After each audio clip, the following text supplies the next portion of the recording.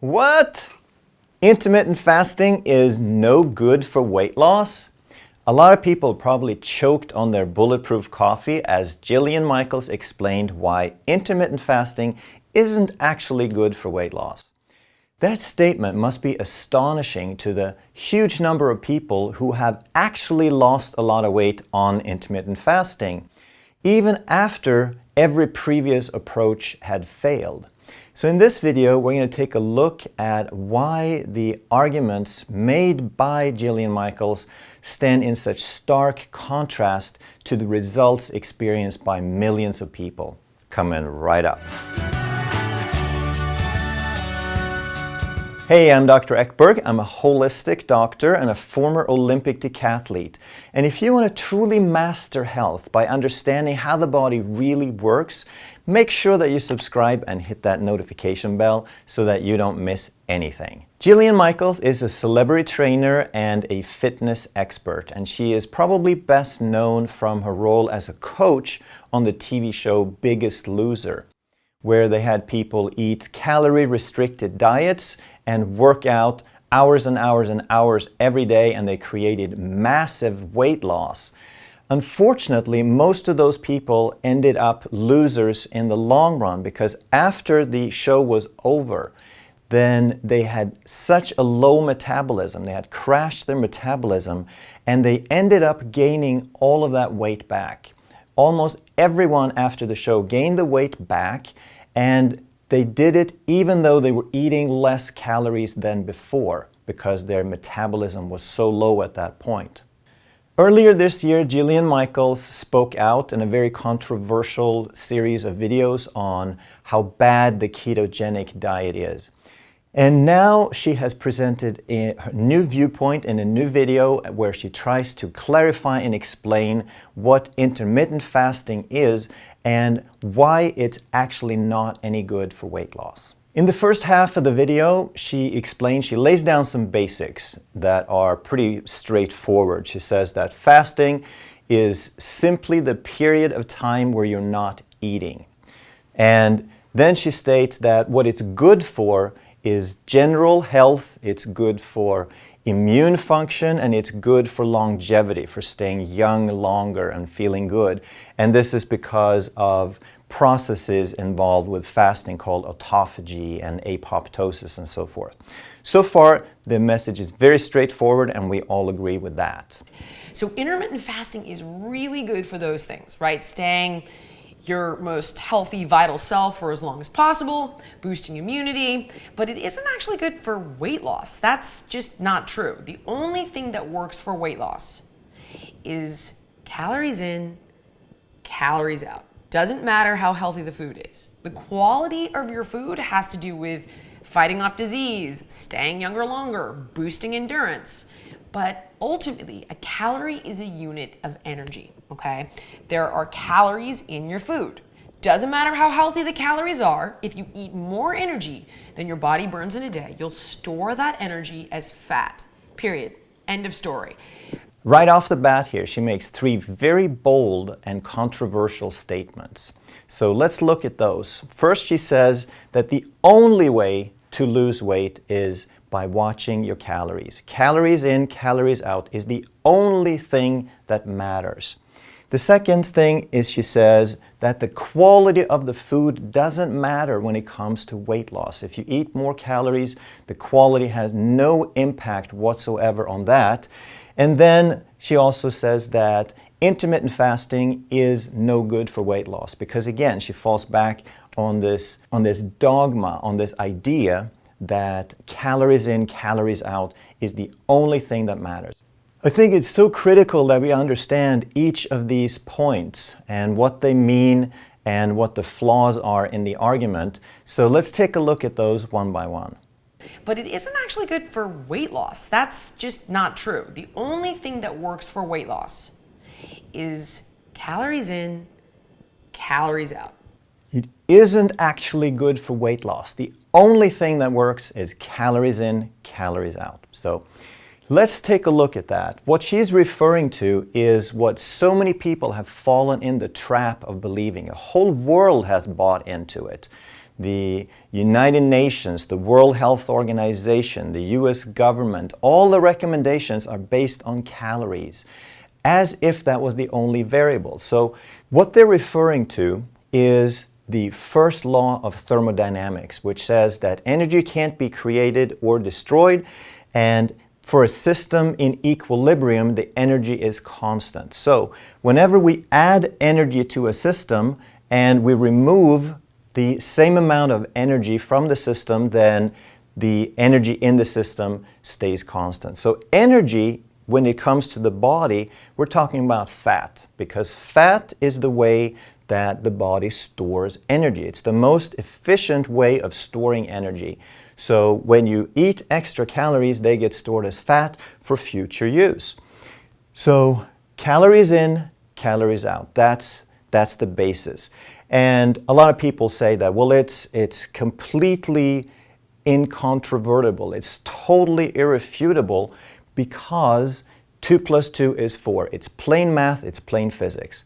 And so far, they are right. This is what's so difficult about this concept, is that it is so simple, it's so irrefutable, it is so true, and yet it is completely wrong. Why? How can it be that something is true and wrong at the same time?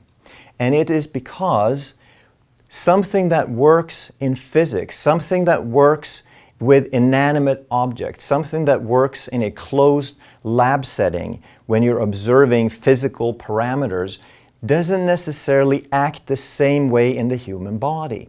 Why? Because humans have behavior, and we will change our behavior to survive based on circumstances. So when they're talking about the first law of thermodynamics, when they're talking about calories in, calories out, it is completely irrelevant because it doesn't happen that way in the human body. We have variables. There are variables like genetics and hunger and metabolism and insulin and human growth hormone and nutrient density of food and the glycemic index of food and the frequency with which we eat the food. All those variables are interrelated, okay?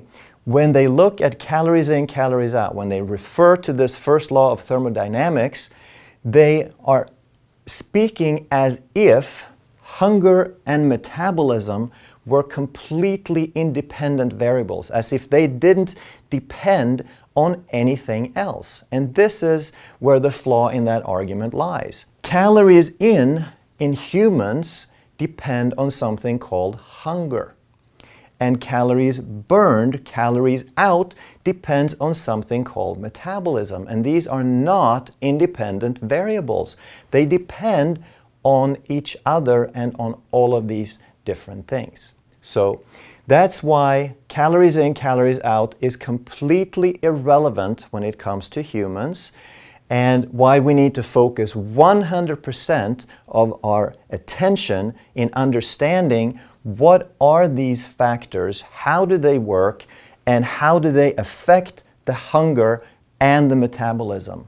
When they speak calories in, calories out, they're assuming that hunger and metabolism isn't going to change.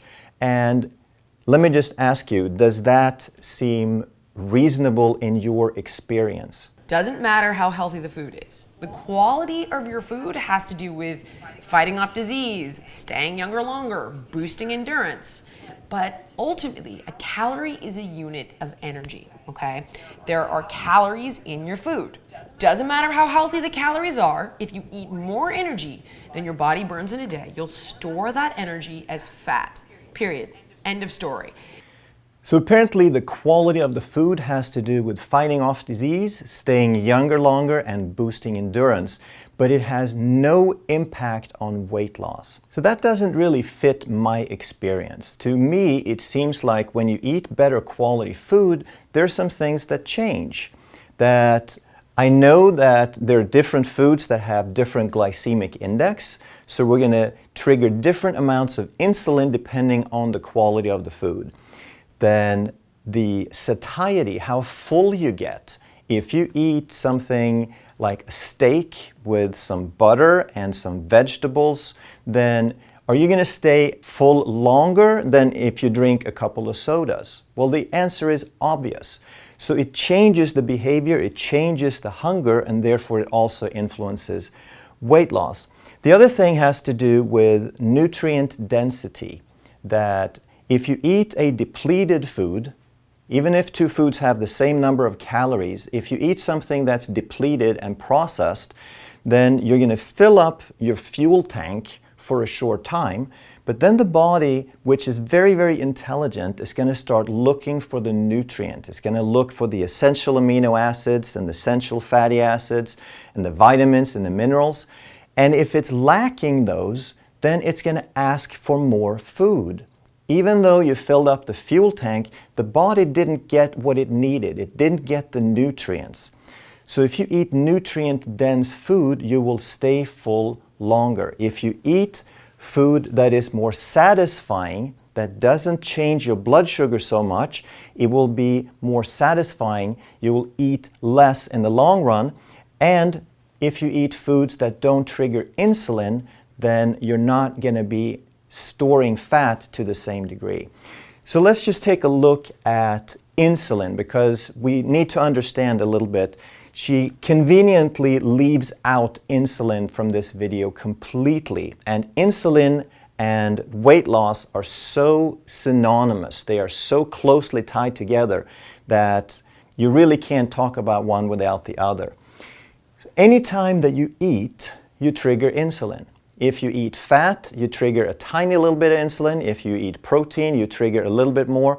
And if you eat carbs, and especially processed carbs, you trigger a lot of insulin. Now, there's a principle in the body that when you introduce something, when you change something, then over time, the effect of that will be less.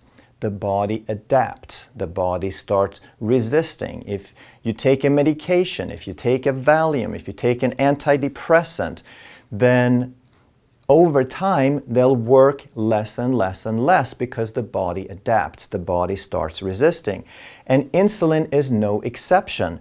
Insulin resistance is caused by insulin. The more often you have insulin and the higher it is, then the more likely that you're going to get insulin resistant. And when you eat food and it triggers insulin, the purpose of that insulin is to bring the blood sugar from the blood into the cell. When the cell is full, it gets converted to glycogen and then to fat. So any excess gets stored as fat, but it's insulin that does that. And the more insulin resistant you are, the greater the tendency to store the fat. Now, when you fast, you do the opposite. Anytime that you don't eat, when you're fasting, you don't eat, insulin goes down. So during the time that you are fasting, you're becoming less insulin resistant. You're becoming more insulin sensitive. And when you're fasting, you're going to be moving toward burning. The more insulin sensitive you are, the more likely that you're going to burn fat.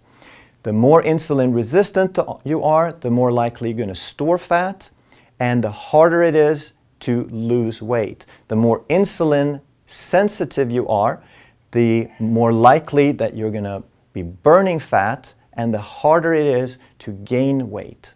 Now let's see if there are more reasons why quality doesn't matter. A perfect example of this would be an animal like a bear. I don't think bears could eat better. I mean, let's think about it. What are they doing? They're catching wild salmon, they're eating berries and fruits and all this healthy stuff off the land, and they can pack on enough fat to hibernate for months at a time. Okay, so here the argument is that if a bear who eats really, really healthy food, he eats salmon, he eats berries, he eats healthy stuff off the land, then if you can gain weight on that, then quality must be completely irrelevant. Well, just like it doesn't make a whole lot of sense comparing our digestive tract to that of a cow or comparing our nutritional needs to that of a mouse, we are not very much like a bear. even though humans and bears do eat, we're both omnivores, we can eat both plant food and animal food. The thing that's different about a bear is he is designed for hibernation. Okay? He is genetically pre-programmed to sleep half the year. Some bears sleep 7 months out of the year. They go without food or water for 7 months. That's a pretty extreme adaptation. And if you were to sleep, if you were designed to sleep for 7 months out of the year, then you would also be genetically pre-programmed to put on a bunch of fat for that event. So in the case of a bear, it's not what he eats, it's the fact that he eats a salmon and 2 hours later he's hungry because he's supposed to be hungry. He's supposed to put on enough fat to last for 7 months. So that's a pretty extreme adaptation. When was the last time that you hibernated for 7 months? All right? If you were genetically adapted to pull that off, I guarantee that you would have a ravenous hunger for months before that event so that you could put on enough weight to pull it off. So it's kind of a funny story, but it's completely irrelevant to anything that we're talking about. And what happens in the bear, however, he intermittent fasts. He fasts for 7 months, and I bet you he loses a bunch of weight during that time. So think about that, right? If we want to lose weight, it actually doesn't really matter when you consume your calories. It just matters how much you're consuming and how much you're burning. The quality of those calories has to do with how long you're going to live, how healthy you're going to be. All right, so again, intermittent fasting isn't really good for weight loss. If you want to lose weight, it doesn't really matter when you consume those calories. It's just about the number of calories. Again, this is not correct. So let's look again, if we keep in mind how insulin works, that insulin triggers insulin resistance. The more insulin resistant you are, the more likely you are to store things. And the more insulin sensitive you are, the more likely that you're going to burn fat. Now, let's look at someone who eats about 4 times a day. This is what Jillian said that she does.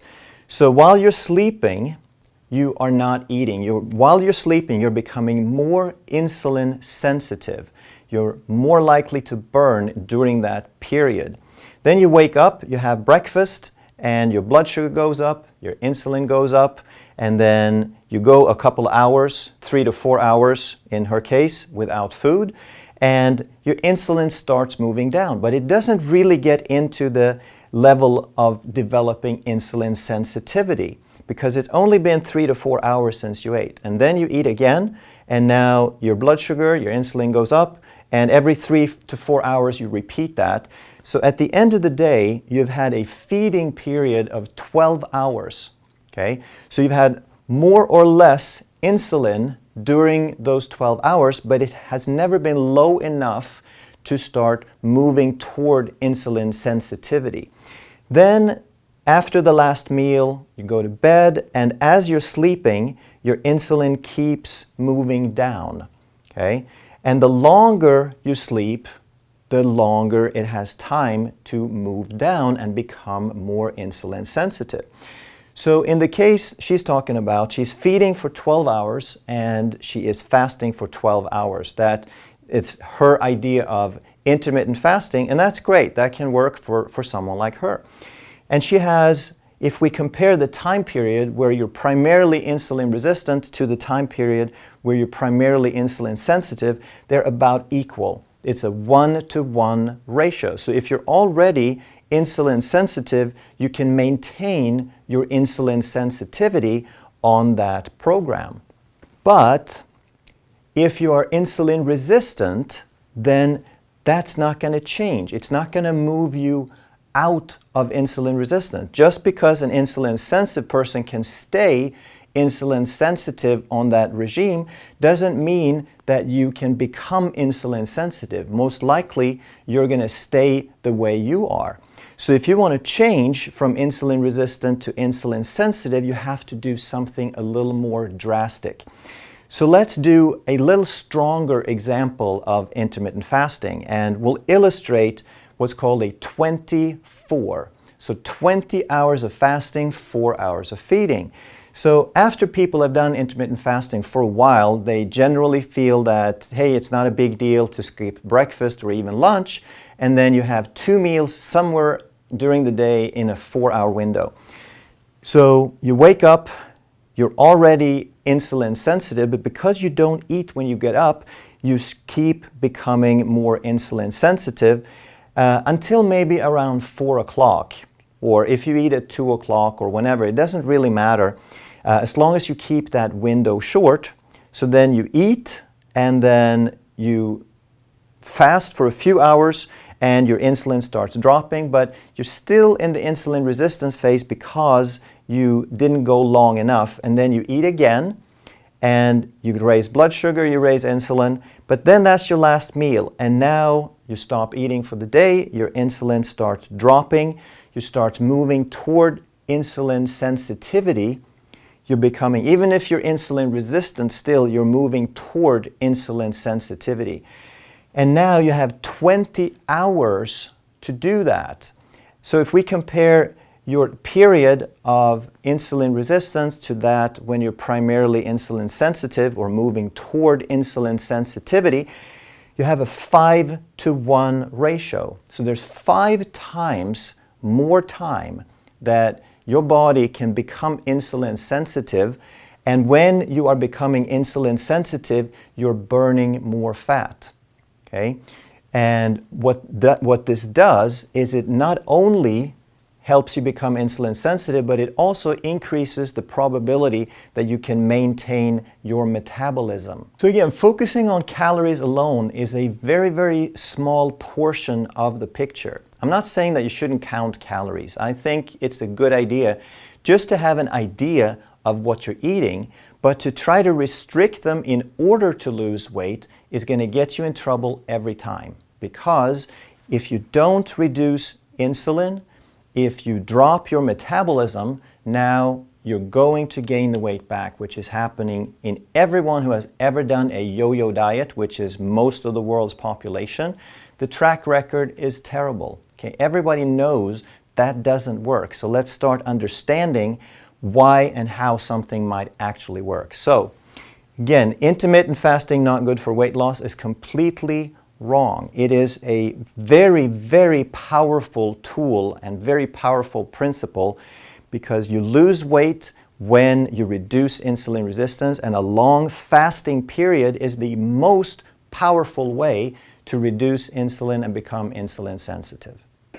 I recommend eating every 3 to 4 hours. So what this does is it automatically gives you an overnight fast period of minimum 12, maximum 16 fasting hours in your 24-hour period. So if you get up and you have breakfast, right? Then 3 to 4 hours later, you could either have lunch or a snack. These are 2 interchangeable meals.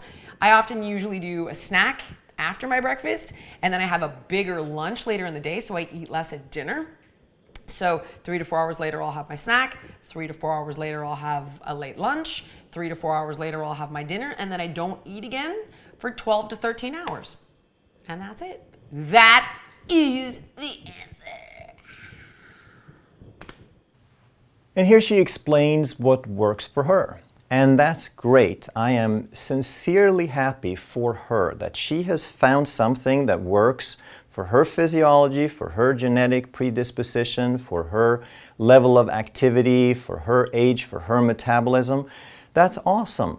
So I'm not exactly sure what she meant by saying that's it, that's the answer, but when she says that's it, that's the answer, I'm sort of hearing that as this is the way that it should work for everyone. This is the universal answer. This is the truth.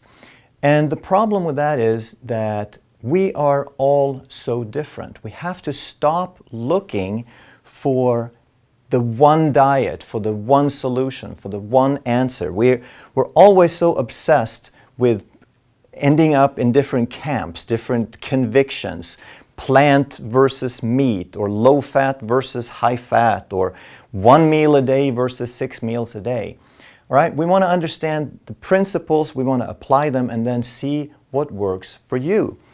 So in Jillian's case, she says she eats breakfast, she eats a snack, and lunch and dinner with 3 to 4 hours in between each, which means she ends up feeding during a 12-hour window, and she ends up fasting during a 12 to 13-hour window, she says.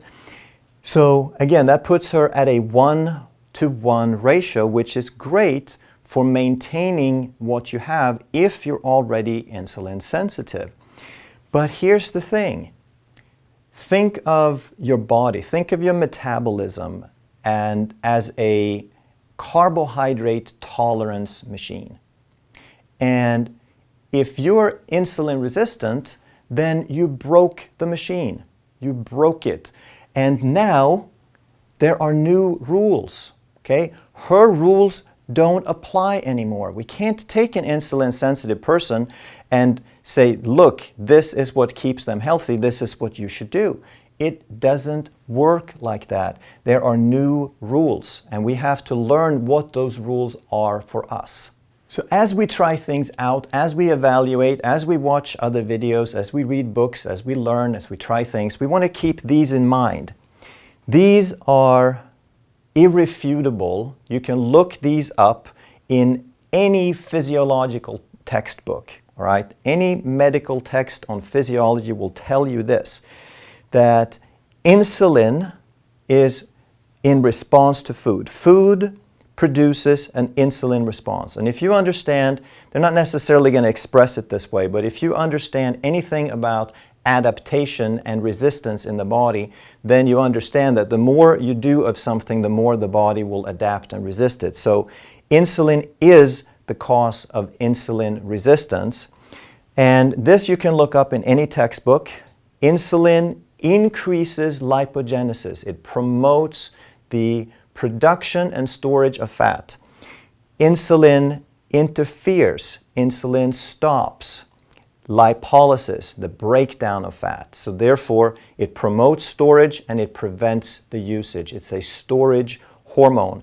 Because of that, because it has a greater tendency to store, you have less access to the food, it will make you hungry.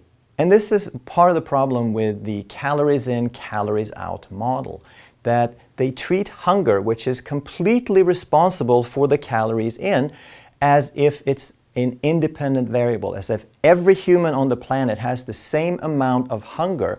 And what they don't realize is that because insulin makes you hungry, the more insulin resistant you are, the hungrier you're going to get. The more insulin resistant you are, the more likely that you're going to store fat and the less likely you're going to retrieve fat. You don't have access to your food stores. Insulin resistance makes you hungry. It makes you eat more calories. It makes you burn fewer calories. Another irrefutable fact is that the longer you fast, the lower your insulin goes. No doubt about it. That's just how it works.